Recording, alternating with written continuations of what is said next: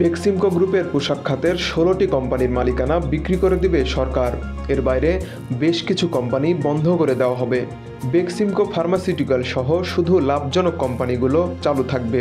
অন্তর্বর্তী সরকারের উদ্যোগে গঠিত ১১ সদস্য বিশিষ্ট উপদেষ্টা কমিটির সভায় এ সিদ্ধান্ত নেওয়া হয়েছে।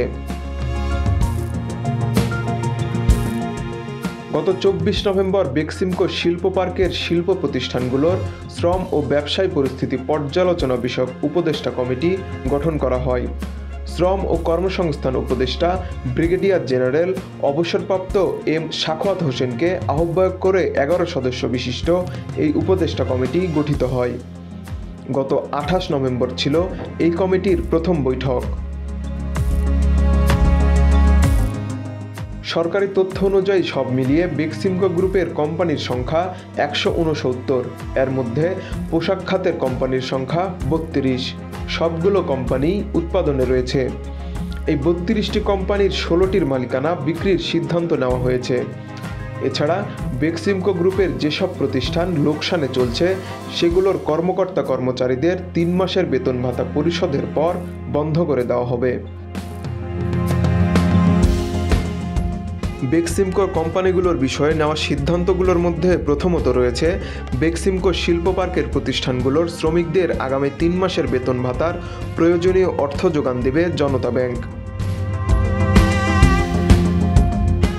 দ্বিতীয়ত, বি শ্রেণীর কোম্পানিগুলোর স্বত্ব বিক্রির জন্য এক্সপ্রেশন অফ ইন্টারেস্ট চূড়ান্ত করে ঋণদাতা জনতা ব্যাংক আগামী ৯ ডিসেম্বরের মধ্যে শ্রম ও কর্মসংস্থান মন্ত্রণালয়কে জানাবে।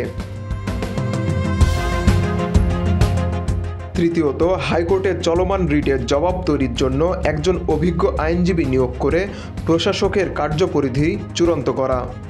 আইনজীবী নিয়োগের প্রয়োজনীয় খরচ দেবে অর্থ বিভাগ। চতুর্থত, ১ সপ্তাহের মধ্যে বেক্সিমকোর কোম্পানিগুলোর শেয়ার হস্তান্তরের নিয়ন্ত্রণ নেবে কর্তৃপক্ষ, যা বাস্তবায়নের দায়িত্ব থাকবে বিএসইসি ও বেক্সিমকোর প্রশাসকের হাতে। বৈঠকে অর্থ উপদেষ্টা সালেহউদ্দিন আহমেদ বলেছেন, শিল্পের শ্রমিকদের মজুরি সহ সার্বিক কর্মপরিবেশ নিশ্চিত করার দায়িত্ব সংশ্লিষ্ট কর্তৃপক্ষের। কিন্তু সম্প্রতি শ্রমিকেরা তাদের বকেয়া ও ন্যায্য মজুরি না পেয়ে প্রায়ই রাস্তাঘাট বন্ধ সহ বিরূপ পরিস্থিতির সৃষ্টি করছে। ফলে পোশাক সহ অন্য খাতেও এর বিরূপ প্রভাব পড়ছে।